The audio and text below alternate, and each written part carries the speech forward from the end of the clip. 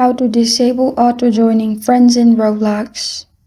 Hi everyone, I'm here to assist you today without any delay. Let's jump right in. First, open Roblox on your device, log into your account.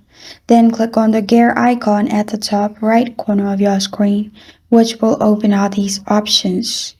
In here, simply click on Settings.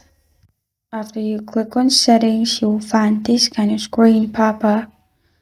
In here, on the left side, simply click on Privacy and Content Restrictions, which is the third option.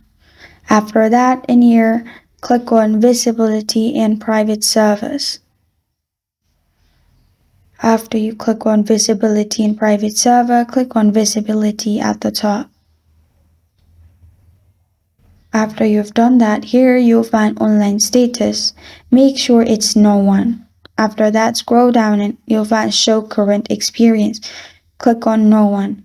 After you do this no one will be able to view your current experience and they won't be able to join. And this is how to disable auto-joining friends in Roblox. Thank you for joining me today. If this video helps you out, please leave a like and subscribe for more. Got a question or want to suggest a topic? Comment below. Thank you for watching.